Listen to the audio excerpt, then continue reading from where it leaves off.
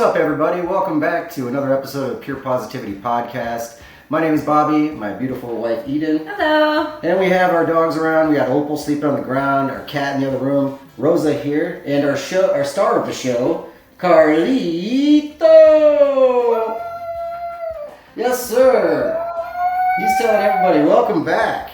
Today we have an awesome guest who's right at the intersection of two things that matter most for our pets: how they eat and how they learn. Love of Dog Pet Nutrition and Training is here with us, and she's doing something a little different. Instead of separating food from behavior, she shows how the two go hand in hand, how what's in the bowl can shape what happens on the leash. We'll get into their backstory and her philosophy and some of the stories to prove just how powerful this approach can be. So settle in. This is going to be one of those conversations that sticks with you. And the next time that you're looking at your dog from across the kitchen or even on a walk, you're going to remember this one. So yeah, we have Megan with Love of Dog Nutrition. We would love to just hear what got you started with this and what's your backstory. Thank you so much for having me on the podcast. I'm really excited. It's my first ever podcast. So yay. So a little bit about me and my backstory, what got me started in this. I've always been a major over-the-top animal lover since I basically was conceived. The first book even that I ever asked my parents for, it wasn't a Dr. Seuss book, it wasn't Magic Tree House, it was, I actually have it. This is not the same copy. This is not the exact same book, but it was this same book, The Encyclopedia of Dog Breeds. Okay. And so that was at about age 5, and it was like my favorite thing ever for like the next 21 years. So until now. So I, spent a lot of time as a kid just flipping through that and just being a sponge to all of the dog information that I could possibly learn. And then when I turned 18, that's the minimum age for most daycare type places, even a lot of rescues and shelters. You have to be at least 18 to work there. So as soon as I turned 18, that's exactly what I did. I started working at a place that did daycare, boarding, training, grooming, whole 9 yards. And it was a kind of like the premier facility around. So I got to see, meet, learn from thousands of dogs over the years that I worked there. So that really gave me a lot of casting the net really wide in terms of how dog behavior works. I got to see a lot of that firsthand. And so that was really huge for my passion in my career and realizing that, yeah, I think this is what I want to do. While I worked there, I got my Australian cattle dog, whose name is Layla. And if you know anything about Australian cattle dogs, you know that they are nuts most of the time. They are nuts. They need activity, exercise, training all day, every day. I got really lucky with Layla. She's kind of the one in a billion that is like, yeah, I could take a nap right now, as long as, I've had a little walk, I've had my, enrichment, I've been outside, I could take a nap. So I got really lucky. But I didn't know how lucky I was going to be when I first got her. So I was like, all right, I've got this healer now who's going to need hours and hours a day of exercise and training. What do I do? Where do I start? And I was only 18 at the time. So was it the best decision in the world to get a healer? It turned out to be, but my family certainly didn't think so at the time.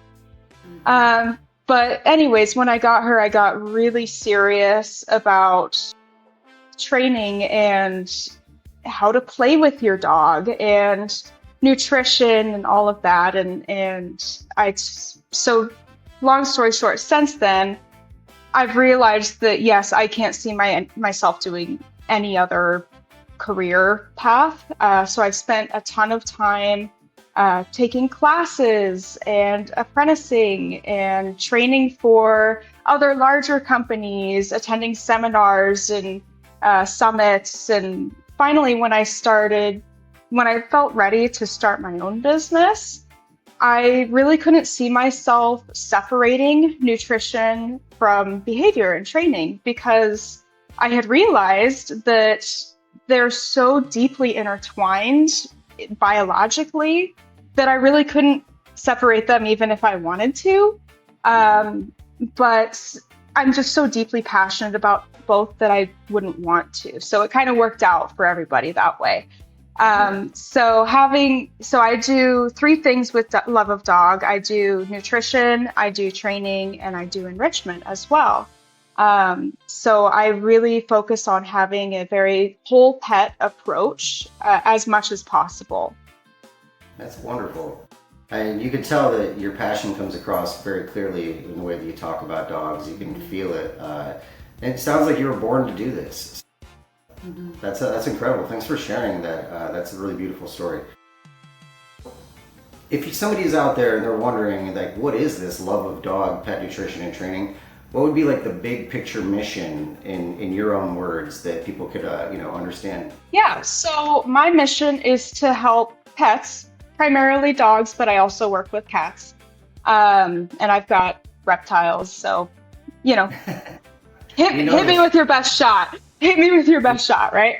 Yeah, we've made snakes. What is it, Sylvia and Sally? Yeah, Sylvia and Sally. Mm-hmm. My sweet girls. Sweet girls. But my mission is to help pets and their people thrive together by blending force-free, fear-free, positive reinforcement-based training with species-appropriate enrichment and science-backed nutrition, education, and advice. I really believe that with any creature, their physical, emotional, and social well-being are deeply, deeply connected. So my goal is to create customized plans that support the whole animal. So I hit on the training, nutrition, and enrichment. Even if you just hire me for training, I'm still going to ask you what your dog is eating, right? So because they're so connected, I can't separate them. It's important. Yeah. So my big picture goal, I want to make life easier and more joyful and enjoyable for pets and their families by empowering the humans with knowledge and tools that they can actually use, that actually work, and are also backed by science and things that I've used and know very well. Layla's ringing her doorbell to go outside. Come here, Lay. What a good girl. Yeah, right? Yeah, she's awesome. She does it at the best times. Yeah, we can pause it. We can edit that out if you need to take her out. Okay, she just went potty, so I'm just gonna put her in the room. She just wants attention. You have her trained to do that. So that's funny. She's probably trying to get your attention while you're on the podcast. Oh my God. She's like, Mom, let's go play outside. Come on, Mom. Sweet girl. She's ringing her doorbell, so she's gonna hang out with you. Yeah. Heck yeah. Okay. Yeah, that's really that's a real good testament to what you do. The fact that you have your dog trained well enough to use a doorbell. I mean, quite frankly, I don't know if we should really edit that out. That's all. Awesome. We could totally keep that in. Training right there. That's genuine training, yes. Yeah. That's awesome. Yeah. What you do, your approach is like something that is not super common. So like where you are taking this hands-on training with personalized nutrition. So like how did this combo, if you will, become your thing? Yeah, so really it came from a realization of how food was affecting my own body, my own energy levels, my health, my mood, et cetera, et cetera. And then taking that lesson and that realization and applying it to my pets, which just kind of seemed like the next logical step. After you have that realization for yourself, you're like, you start reading things a little bit more carefully, including your pet's food. So I have a few chronic lifelong illnesses that I always have had, always will have. But so this realization of food having a huge effect on me and how I feel um, was a really important aha moment for me. And when I first got Layla, I was, going to the pet store and reading all of the labels and thinking to myself, yeah, none of these are good enough for my baby, my sweet angel baby. I'm not gonna, you know, I wouldn't want to eat this. So there's got to be a better way. But there's so much information out there. I don't think I realized the rabbit hole that I was jumping in when I jumped in. So that was just kind of the start of a really long, years-long journey of, again, being a sponge, trying to learn and soak up as much as possible. So reading so many books and articles and scientific papers and research. And I have learned that a lot of medical students, veterinary or human medical students, will take their old textbooks to Goodwill. Guess where I'm at on the weekends is buying textbooks from Goodwill. So, just being as knowledgeable as possible so that I can give the most up-to-date and relevant information possible. So that was definitely just a rabbit hole. And then it occurred to me, so I applied it to my own dog. And then it occurred to me that there was no way I could expect any dog that was eating a diet that didn't agree with them, didn't make them feel good, they didn't like it, it didn't taste good, whatever the case may be, to have any serious training progress because they just didn't feel good. And that's actually something that we've talked about. So realizing that made me provide more nutrition education to my training clients.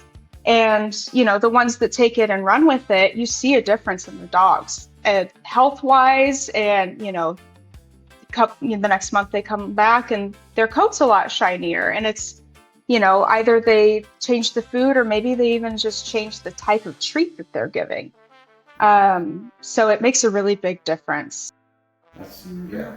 That's super accurate. And we're super blessed because we got to have Megan in our home twice. So she came over and we talked nutrition one day, and then just yesterday she came over and we talked training. So I think I know what you're gonna say with this next question, but what's one thing with every pet guardian out there, what do you wish that they understood before they even think about training? Yeah.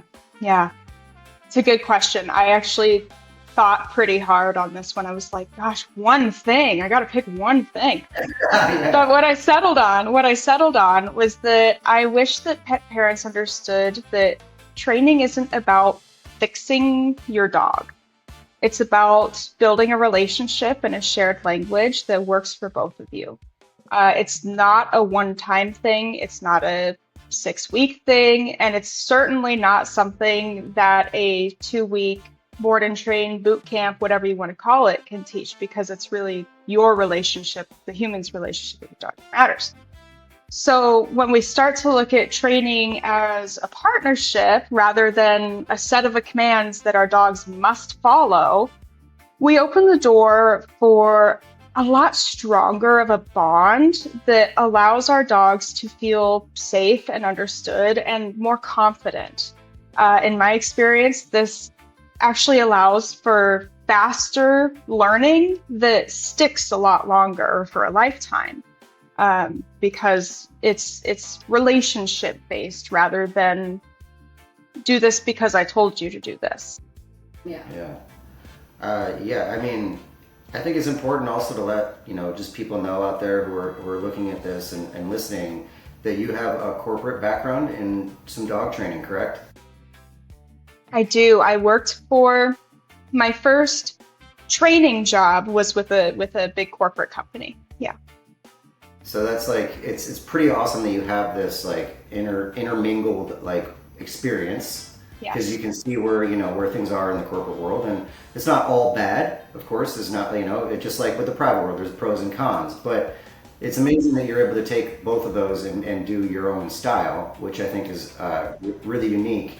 And we talked a little bit yesterday when you came over for your training session that we did with ours, and we talked a little bit about your opinion on sit, stay, and come as like, you know, 3 generalized, you know, kind of takes on what people use for training words. So can you share how your approach might surprise people out there on these commands? Yeah, definitely. So we'll start with sit. Sit is one that, you know, pretty much every dog you encounter has been taught to sit, or it's at least been attempted at some point.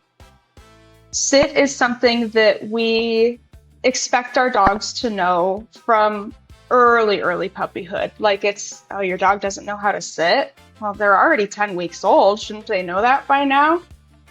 You know, there's an opinion on that just in general, but sit, specifically sit, is not something that I prioritize teaching unless there's a really good reason. And there's not very many really good reasons. So sit is one of those positions that puts quite a bit of pressure on the hips, the stifles or the knees, and the lumbar region of the spine.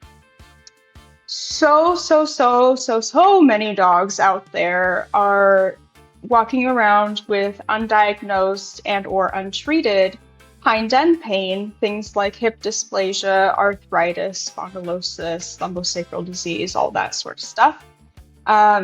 It's so prevalent that I just like to assume that every single dog that I encounter is in some degree of hind end pain. Because the unfortunate reality is that many are. So the reasons to teach sit, the reasons to teach it are not usually worth the risk of pain or discomfort. Forcing a dog to be in a position that's uncomfortable for them, or, you know, maybe even causing long-term damage, but just uncomfortable, period, makes the whole training experience aversive and no longer fun for them. And of course, with the relationship-based training, it's really important that we focus on the bond. And if the training experience is painful and not a positive experience, that of course will have a negative impact on the human-animal bond as well. So that's my take on sit.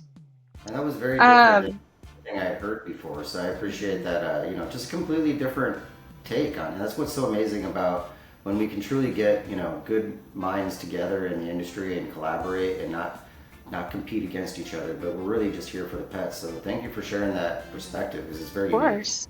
Yeah, my pleasure. Anything we can do to get less animals in pain, right? I mean, it's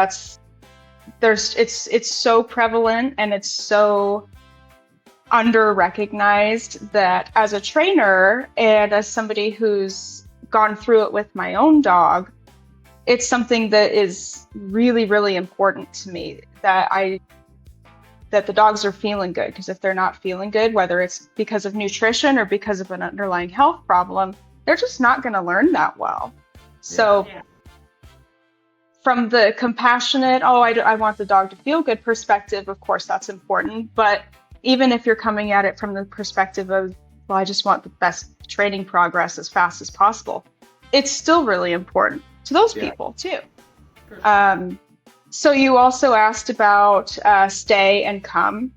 Yeah. Stay, I like to do what's called a double release for this without getting too deep into it. This basically means that the dog has 2 things that in combination release them from a stay rather than just a single release word or hand cue.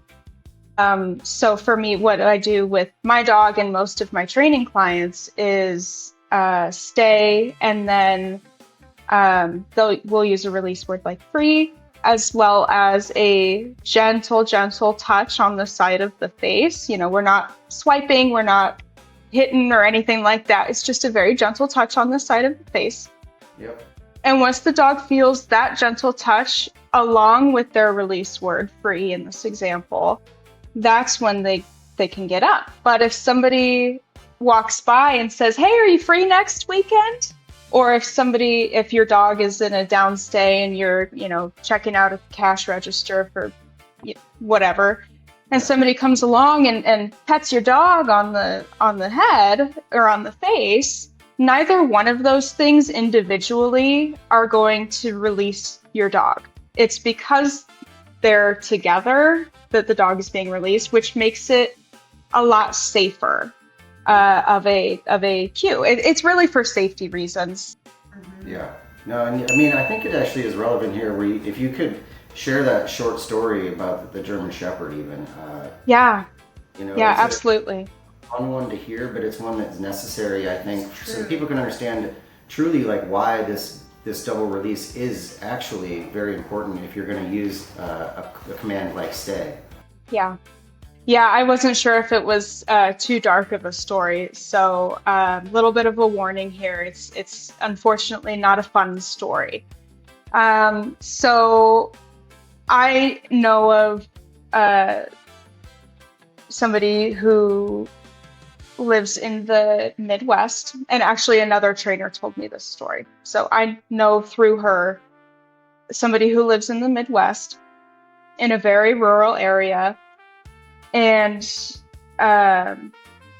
he has this beautiful, amazingly well-bred German Shepherd who he's put years and, time and money and energy and all that into training. And this dog is really well trained. Well, right in front of this guy's house ran a major trucking highway. Okay, well, no problem. The dog's really well trained. He doesn't go out in the road. He's got great recall. He's, boundary trained, whatever. He's not going in the road. Well, one day the guy sees his neighbor across the street, his only neighbor in this rural area is across the street. So he puts this dog in a downstay up in the driveway. And remember, dogs can hear exceptionally well. They're pretty much all of their senses, maybe with the exception of sight, are better than ours. And taste. We taste a lot more flavors than they do. But anyways, so this guy walks over and says, "Howdy, neighbor. How are ya? Hey, wife and I were thinking we wanted to have a barbecue this weekend. You free Sunday night?" Guess what the dog hears? Free. And because so many people, A, don't use a double release, they just use a single release word, and free was this dog's release word. And B, because people tend to put their dog in a stay, walk back from them, and then call the pattern is that, okay, I've been released and now I run to dad or mom or whoever. Okay. So that's exactly what this dog did. Yeah. He heard his release cue and he went to dad, which is exactly how he was trained to do it. And it worked great in every other situation. Unfortunately, he didn't make it across the street. Yeah, no, and it's a sad story, but it's one that definitely it puts it in vivid detail to why that is really important. It's something that, even as we only know what we know until we know better, and it's something I had never thought of. I know for many years I've seen people do distance releases, and it's something that a lot of people do, and it's even impressive. People get impressed when they see you do it with your dog, and it's like it. But they don't think about the serious dangers of something like that, and the double release it's a great way of protecting against that, and you have to touch them physically and use a word. So thank you for sharing that as well. Yeah, that's really important information, and in depth to the point where we need to think about every predicament that can happen for our babies. Right, and the videos that we see on Facebook and TikTok, those are all taken in a field with dogs that have been doing training their whole lives and were bred to do that. Yeah. And for the vast majority of people, that's just not how their dogs A, need to be, or B, how those people want to live their lives anyways. So, something that, and I totally agree with you, it looks super impressive when you can call a dog that's been in a downstay for 5 minutes and you can call it and it runs across a football field. No doubt, super impressive. For pet dogs, we have to think about those day-to-day things that could impact their safety and how we can adjust our training to make everything as safe as possible for them. Yeah.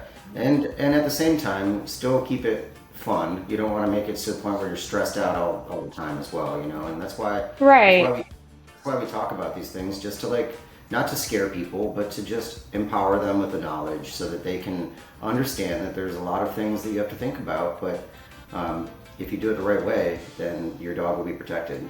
So exactly. So you've seen firsthand the difference that food can make in behavior with training. Do you have like a favorite example or a story of like one tweak that completely changed a dog's energy or focus? Yeah, definitely.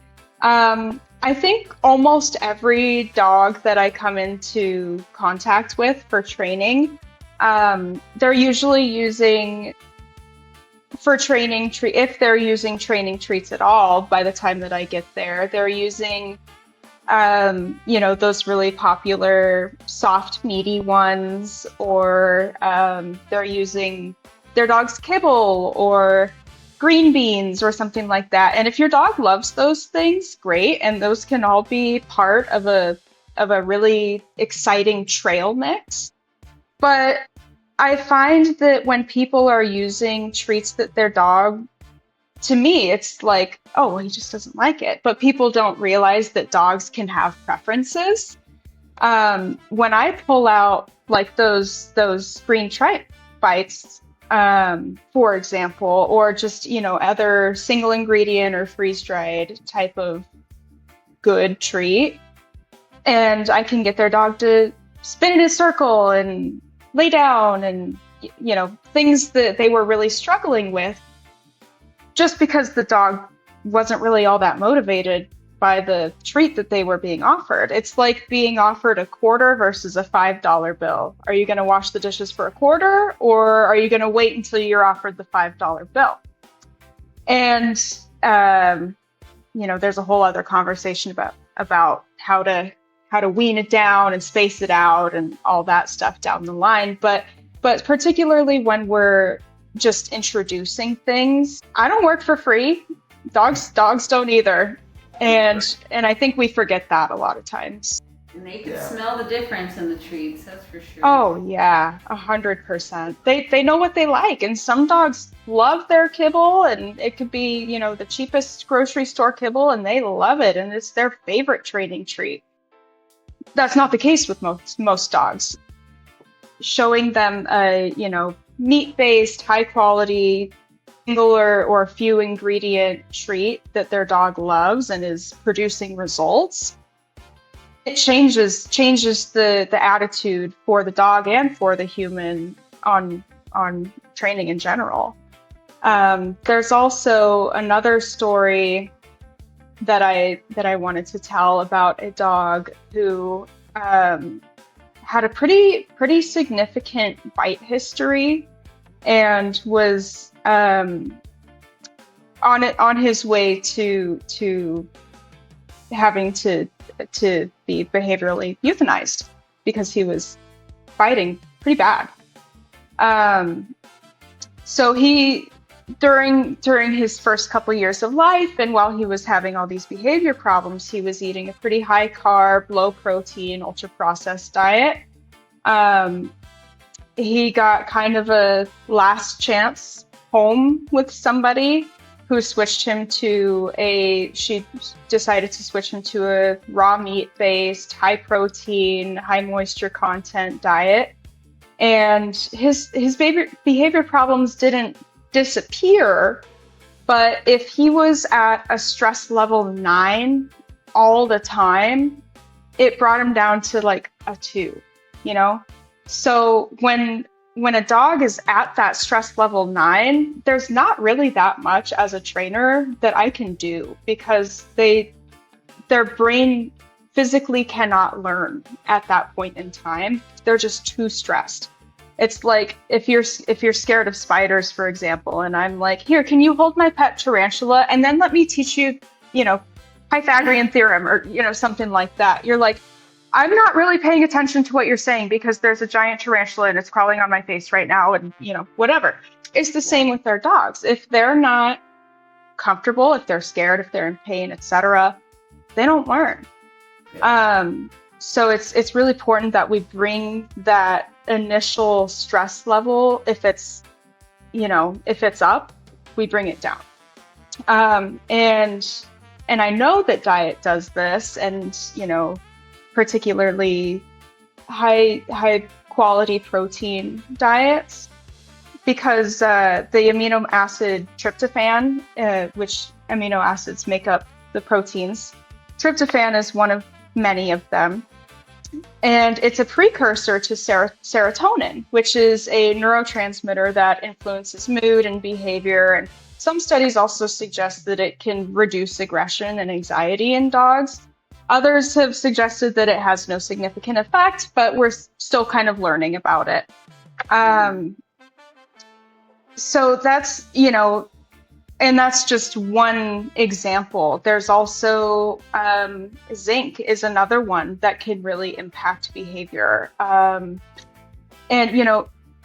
all the way through the line, if they're not getting enough or they're getting too much of something and it's affecting them in some way, that goes back to if you don't feel good, if there's something underlying that's wrong, we don't get much progress. So it's it's stories like that where it maybe was a training client at first, or it maybe was a nutrition client at first, and they kind of get meshed together and there's benefit on both sides. Those are my favorite stories. Yeah, that's awesome. I mean, because when they come together and they just blossom, right, and it just becomes something bigger than you even think. It's like unlocking the next level. Yeah. Sure. Yeah. They're feeding their pet right, and then all of a sudden their pet's going to listen to them on everything they say, really. Right. Or your pets are wanting to service you, as their owner. Yeah, and I mean, trust is the big one, right? I mean, it's even with our relationships. You can't really have a human relationship, or any relationship for that matter, if it's not built on trust. And it's absolutely that way with our pets. So if we're feeding them the proper way, that their system is getting nourished, and they know that you're giving them what they need, then they're going to trust you. And so that's really incredible. I wonder though, because I know you're on the front lines with these people, all the time, and there's just so much noise out there in the pet food world, right? So how do you help people cut through the marketing fluff and figure out what is actually right for their dogs? Yeah, so a couple things there. The first thing that I've noticed with a lot of canine pet nutritionists, people who are doing that work, consultations and education, all of that, more often than not, they've got some sort of brand deal, or somebody sponsoring them, or this video is brought to you by whoever. And for me, that immediately is like, ugh, dang it. Because I don't know if you're making $1,000 on that video, and I don't know what you're willing to say for $250,000. And, I'm just pulling that out of the air. So that's one thing I don't do, is I don't do any partnerships with any brands where I could monetarily benefit from it. I'm very, very committed to that. I think that's a huge trust point for people, is if people feel like you're trying to sell them something or not. People don't want to always be just sold stuff, right? They want to know that I'm recommending what I'm recommending because I truly think it will help, not because I sell it and there's a $5 discount if you buy it right now. You know what I mean? So, and I like pointing people to, small brands like you guys, and local brands like Rexy. Shout out to Rexy, them too. So that we're all still benefiting, but it's a really important trust factor for me with my clients that they know that I'm not suggesting something just because I make a couple bucks off of suggesting it. That shows a lot of integrity for sure. I mean, I don't think that a lot of people, one, know that at all or think about it, you know, because it's not just these influencers and nutritionists. It's also your doctors and your veterinarians, unfortunately. Not all of them. I'm not just like bashing. I'm just letting people know so that they can think before and ask the right questions, right? So if you're getting prescribed something or sold something, you know, just ask the right questions so that you can find out if they maybe do have a backdoor deal with this company where they're getting free. So thanks for sharing that too. And I think that that's cool. Cool point about your own integrity, that you're not just out here just taking money to give your opinion. Yeah, my opinion. Yeah. Yeah, my opinion that I'm being paid to have, right? Exactly. No, I'm very firmly like, yeah, that's not for me.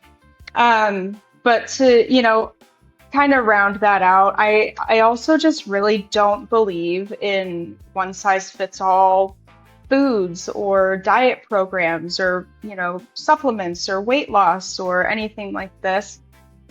I don't even make templates for myself to fill out because every dog is so unique that every template would look different, right? So that's one of the reasons why my nutrition consultation turnaround time can be up to a month, is because I do, you know, I basically write you a little book from scratch. And would it be easier for me to have a bunch of templates and just have to throw in a couple numbers and, you know, transfer some information over? Yeah, it would save me so much time. But I really don't believe that that is the right thing to do. I believe that your dog is a unique individual, just like you are, just like I am. What works great for Susie isn't going to work great for Buster. And also every family is different too. Not every family has the freezer space, or, you know, there's a lot of reasons why people can't feed frozen food or fresh food, or, you know, there's a laundry list of reasons there. So my goal is to meet pet parents where they're at and then understand their goals and help them achieve their goals and meet those goals in a way that's within their budget, that's effective, that's accessible to them. You don't have to drive 2 hours to go to the special store and buy this $150 supplement just because I told you so. I'm going to make it accessible for you, and so that you actually do it, right? And I also do a lot of just education, like how to read a nutrition label. What are the most important things to look for so that pet parents can feel confident in making their own decisions? That's really useful information. Yeah. I think that, you know, that is something that a lot of people out there do not understand, especially the way that a pet label is set up. Yep. And it's almost like by design to keep you confused. I mean, and that's right. Exactly. That's well, you're stuff. Like, I can't pronounce any. These look like really big words. I can't pronounce any of them. It'll probably be fine. Like, no, I can explain to you, you know, what all those things are and, you know, the importance of them, right? Because some things that, you know, might look scary on a label are actually not, and some things that look totally innocent on a label are actually not. Yeah. So understanding that, so that people don't have to come back to me every, you know, time that they want to switch their dog's food, teaching them how to read the labels, make those decisions for themselves so that they feel empowered. Yeah. No, that makes sense. I wish I had these kind of resources when I was younger. Because I was doing similar things like you with my baby, who was a blue heeler, Australian cattle mix, and I was ages 17 and I had him until I was 30, so it's one of those things that I get it, you know, and I thought I was a conscious person, and I think I still am and everything, but it's still one of those things, but in your 20s you don't know. But I was pulling out all the bags and thinking everything was fine, and I didn't really know anything about fillers or synthetic vitamins, though. And I didn't even know anything about myself. I didn't know how to cut that out of my own food yet, you know. Right. And so, it's like such a learning experience through yourselves and our animals. But if we had these more resources and more like this would help save a lot more pain for a lot of people, you know, with how the outcomes go. Yeah. I am so grateful that you have this program to be able to point that out to people, because it's very confusing. Yeah. I think that's a really unfortunately common situation. There's probably a lot of people right this very second standing in a grocery store aisle, staring at the back of a bag, wondering if they're doing the right thing for their dog or their cat. Or themselves. And the unfortunate fact is, if you're doing it in one of the major grocery stores, you're probably not getting something that is good for your pet. And that's just a sad truth and reality. It doesn't mean that we have to like go crazy over it. It just needs to be recognized, and then we can find a solution together. So that's what this is all about, is education, right? So, but yeah, reading that label is really important. On that note, I guess talking about the pet food industry as well, just because that's something that kind of drives me a little nuts. You're in Fountain Hills, Arizona, which is a beautiful little town that we also work in a lot.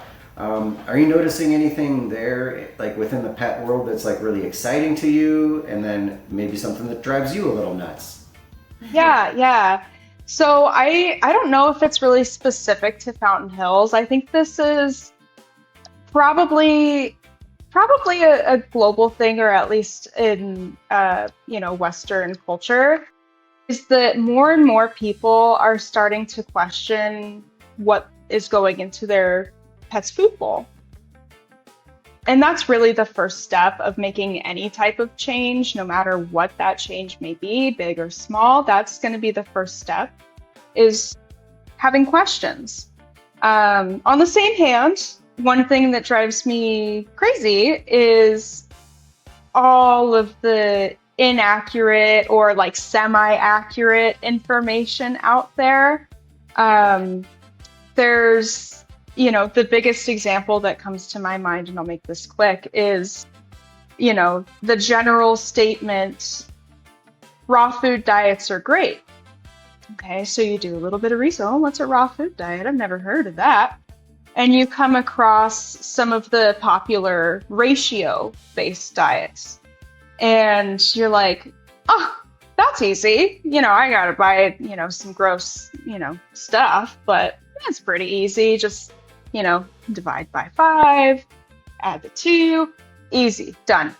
And it's just not that simple, but people see that online and run with it. And then a year down the road, they're like, why is my dog's fur like brittle?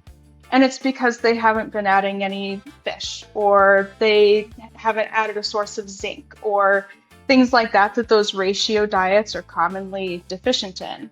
And that's just one example of how there's some really great information out there, and then there's some not so great information out there too. Yeah. It's frustrating. That is, it's definitely something for people to know. Like, you don't want to just run straight to the grocery store and start feeding raw meat from there,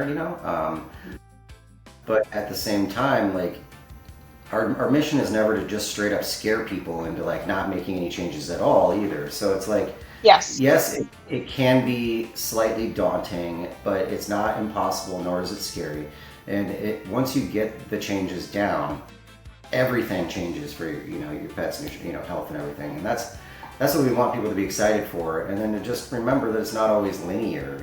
Every pet, like you talked about earlier, every situation is different. That's why you build completely from scratch for every single pet.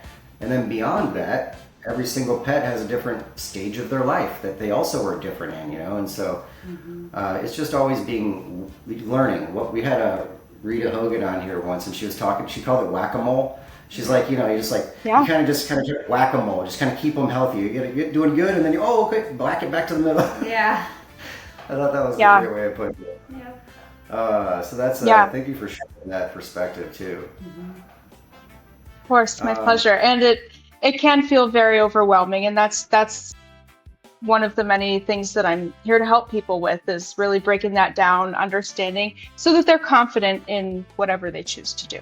And if it's making a homemade diet, feeling confident that they're getting all of those nutrients in. Yep. And that's why people, like, what you're doing is so important, because it really does, it just eases that anxiety of people. Because, you know, this is probably a conservative statistic now, because I looked this up a while back, but it was saying that like over 80% of the recipes online for pet food is bad for your pet. I wouldn't be surprised if it's a lot more than that, actually. I think it's probably more. Yeah, I think it's probably more like 90 something. And so I know that, like, from firsthand experience, when we were starting down this road and we started looking things up online, and now knowing what we know, it's crazy how much inaccuracy is out there. So thanks for bringing that up. Right. Yeah, of course. If you could just wave a magic wand and get the pet industry to change one thing overnight, what would it be? So this is another one that's a hard question. It's like, oh my gosh, how do I pick one thing? But kind of switching, we were talking a little bit more about nutrition, kind of switching back to training for a second. If I could wave a magic wand and have my way and just fix one thing, I wish so deeply that it's called alpha dominance theory, or it's commonly referred to as alpha dominance theory. Yep. It should just be gone. Just be gone. Yeah. So the whole idea, right, that we need to be the alpha over our dogs, or the boss, or in charge, or whatever you want to call it, over our dogs, traces back to in the 1940s, there was a scientist who studied wolves in captivity in a zoo. And his work describes pretty rigid dominance hierarchies based on aggressive displays and who was stepping up and being firm, and who was kind of like, oh, okay, you can have that spot to lay down, I'll go over here. And then a couple decades later, there was a book that came out about this, and it kind of popularized this idea that wolves, and therefore dogs, live in this hierarchical system. And unfortunately, to this day, there's a lot of trainers, otherwise good professional trainers, and media and movies and all of that have just ran with this alpha wolf model and applied it to domestic dogs, even though they're completely separate species. And again, one of the primary things that sets them apart, wolves from domestic dogs, is the way that they interact with each other and their relationship with humans. So it's really not, even if it was true with wolves, we can't just automatically apply it to dogs because they look kind of similar, right? So, but the big problem is that it was bad research and it was incorrect. The wolves that were used in that original research in the 1940s were totally unrelated. They were from different areas of the world, kind of, this one's got a broken leg, we'll take it and use that one after it's healed, and this one from over here. So they're wolves that are totally unrelated, never met each other, and then put in captivity. And wolves roam dozens of miles a day, so these wolves didn't have a chance to do that. So they're not with their related family, and they're in a much, much smaller space than they naturally would be. Aggressive. Right, yeah. So they were stressed and aggressive and fighting each other and displaying the behaviors that we now call, the dominant, the alpha wolf, the omega, all of that came from this study. So later research, though, found on wolf packs that were wild in their natural environments, including the guy that wrote the book that popularized the alpha dominance idea, it actually found that that packs of wolves are formed in family units that are led by the parents rather than rigid, dominant struggles, right? So the guy that wrote that book has actually spent much of his career after it trying to reel it back in and take it back, but it just kind of it caught and it spread, and now it's, we were kind of talking about it yesterday about how, well, that's what my parents did, and so that's how I do it, and it's what their parents did, so that's how they did it. Yep. So now when we're looking at this in terms of our relationship with animals, dominance-based thinking still lingers pretty heavily, particularly in dog training, but also horse training and any other animal, unfortunately. I mean, literally breaking, you're breaking a horse, right? Isn't that the verbiage? I think that's the terminology. Yeah. So, Yeah. In a way, you're kind of like breaking its spirit and making it form to what you want it to do, and that's not really freedom. Right. So, a horse is beautiful, and that relationship is beautiful. I'm not trying to bash on cowboys and stuff out there. There might be a better way, though. There are kindred spirits, they say. They say horses are kindred spirits, and I believe dogs are too. So it's kind of like absolutely how it all relates. Yeah. Yeah. No, I'm doing it from maybe a commingled where they actually want to do it. That space could be about. Yeah. I can definitely see that being an inaccurate study, though, because honestly, it's to me that related it so much to something so different, like a killer whale.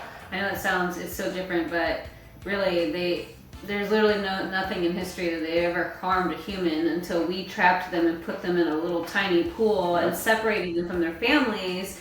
And they're pissed and aggressive, and that's what happens. They're playing with humans at that point because they don't know, and so it looks bad. And understimulated, they don't have anything else to play with other than, oh, that looks like a fun toy.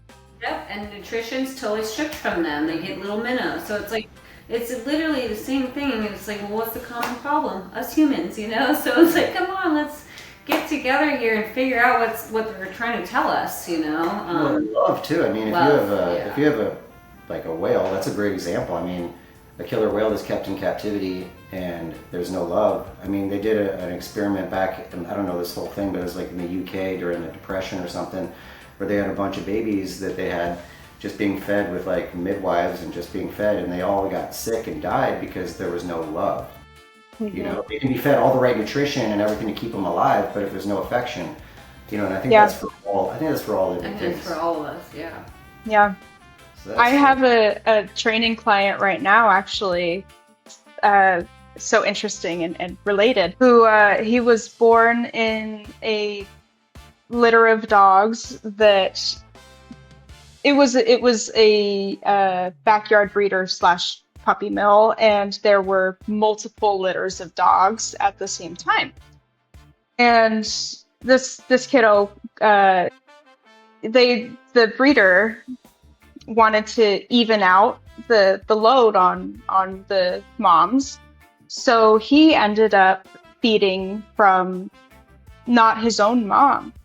And I can't prove this. I can't pretty much ever know it for sure, but I have a theory that, and he's a very highly anxious dog, and he's just kind of unsure of where he is in space and time. And I wouldn't be surprised if there was if that was somehow related. Maybe there was some sort of hormone that he needed or wasn't getting, or even if it's, it might be something that we just don't understand at this point in time. Even if we did a bunch of testing or whatever, we might not ever know if that truly had an effect, but I bet it probably did. Yeah. Well, if there's any, I think that's probably just a beautiful thing to wave your wand. That's an amazing thing to change, because I think that's just human behavior, thinking that we can dominate anything. Yeah. And it's become to the point where we've noticed that it's our intervening that just generally messes things up. So thank you for sharing that again, because I didn't know that about the alpha thing. And when you shared that, because we at Pure Positivity, we try to remain as open-minded as possible. We don't have to agree with everything, but that was one that like really struck home, because I unfortunately was raised around people who were abusive towards animals. That was my upbringing. Now maybe that made me go the exact opposite and swing the other side of that, because I do the exact opposite of abusing animals. And so, but that made me who I am, and I didn't know any better than that alpha dominance type way of training, and that was what was taught in my household. And we just gotta get the word out so that people can learn a better way.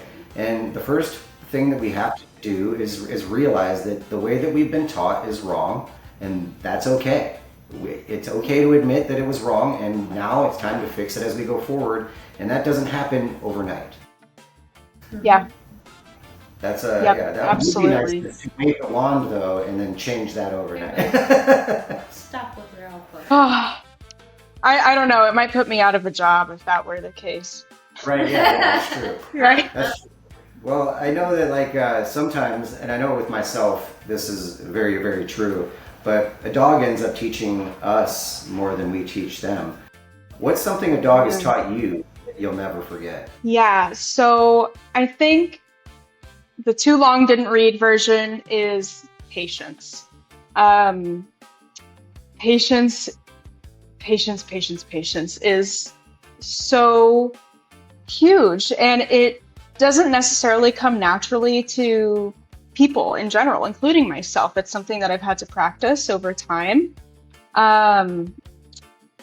So just the power of patience and meeting pets and their people where they at, and using something that I call it for myself. I call it radical compassion, and just, which is pretty much exactly what it sounds like, just in every single situation, taking the compassionate way out, whatever that looks like.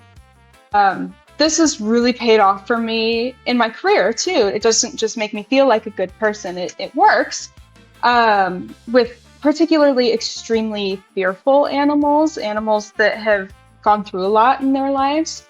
The most recent example is a dog who was really, really treated poorly in her early life and was surrendered to a shelter. And her wonderful mom, who has her now, told me that this dog spent the first year and a half after being brought home inside of the master closet.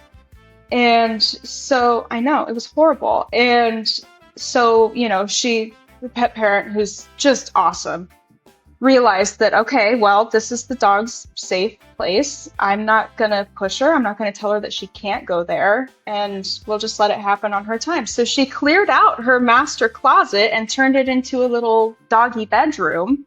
Aww. And yeah, it was so sweet. It's so sweet. And that's the only place that she feels comfortable. And to this day, she likes to hang out in there. She's improved a lot and gotten a lot more comfortable over time, but she's still really nervous and works with several professionals, including myself. I do enrichment sessions with her. She's actually not at a point where she could do any type of training. So we only do enrichment because it helps build confidence and body awareness, and say, oh, I can put my nose in that snuffle mat and nothing bad is going to happen. And I can enjoy, all these things. And this dog I can't undersell how terrified this dog is. And I to this day, we've had 5 sessions and I haven't pet her once. But yeah, I know. So the first day she just kind of stood there and, would air sniff and then look out the window. And so that first day, it was a really, really short, like 5-minute session just to get her warmed up, right? And, over time, she got more and more comfortable. She'd come about 10 feet away from me, and then she'd get a little closer the next time. And this last time that I saw her, I pretended not to notice, but I realized that she was behind me and sniffing my leg. And I was like, oh, this is so exciting. Sure. And then I felt her give me a little kiss, and I was like, Yay! Yeah. Yeah, that's awesome. and Yeah. I still didn't try to pet her after that, but I think it's because I haven't tried to pet her that she's starting to be like, okay, finally somebody who's not gonna force me to be pet. I can get used to this, right? So it's the fact that I haven't pushed her that has helped her, and this goes back to the patience. I would love nothing more than to sit there and pet her and cuddle with her and, make her be comfortable with it, but I can't. So it's all in her time. Yeah, that's really nice. I mean, that's what it takes. That's Yeah. what we had to do with Rosa when we rescued her. Yep, I was just thinking of her when your story. Yeah, She hid. 'cause that's how it was for the first 3 months. She Yeah. was she'd hide under the bed.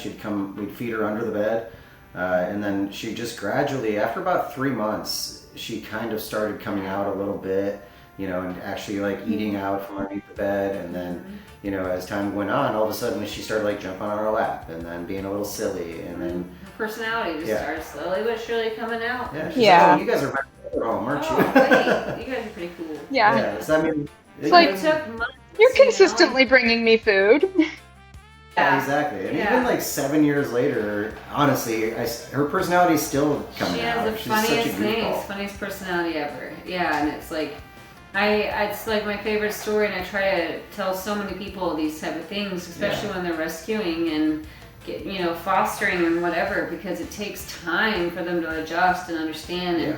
there's some memes out there that talk about that, like literally like months for them to even like maybe come out, and then Sometimes even years. more months after that. Yeah. Literally years. So it's like, You don't know what happened to that dog. yeah. You just don't know what they're carrying with Right. them, because this is science, folks. They have PTSD just like we do, and they Yep. carry trauma. Yep.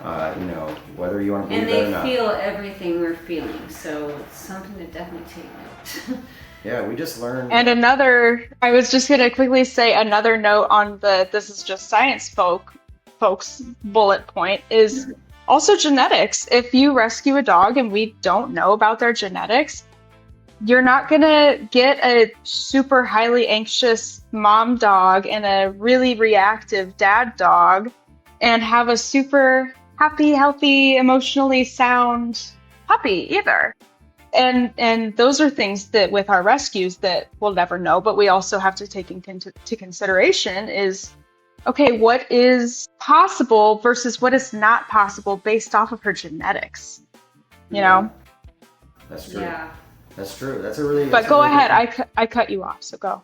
No, it was just okay. we were all just talking about the same type of amazing stuff. It's just so much information that we have that we want to share, and we just learned that the military, the United States military, actually notices and talks about PTSD in dogs and canines that serve in the military. However, the police force doesn't do that yet, and I find that to be one of the things that people need to be aware of, and so that we can help make that change, because the officers, these canines are real. They're actually officers, and they serve on the front lines just like people do. And then when they carry traumas in their bodies and PTSD like we do, and we need to get these officers the care that they need, and affection, nutrition, training. All these things are just as important for them too. So I just wanted to share that because it was a neat tidbit that we just learned, and it kind of went with what we're talking about. Yeah, yeah. On that note, shout out to Bishop's Mission, because they help provide mental health resources not only for first responders, but they also support canine officers as well. And they do a lot of really cool stuff. So if you guys don't know about Bishop's Mission, go check out Bishop's Mission. Yeah, you got to check them out. They're please amazing. do. Yep. All right, so lastly, how can people find you and work with you with Love of Dog, and whether they're local to Fountain Hills or if they're halfway across the country, how do they find Megan? Yeah, so the best way to learn more about me is through my website, which is www.loveofdogarizona.com. That's Arizona spelled out, not AZ, loveofdogarizona.com. So I do in-person services in the Scottsdale, Fountain Hills, Rio Verde area, but I'm also able to do virtual consultations and even some training sessions, no matter where you're based, anywhere in the world.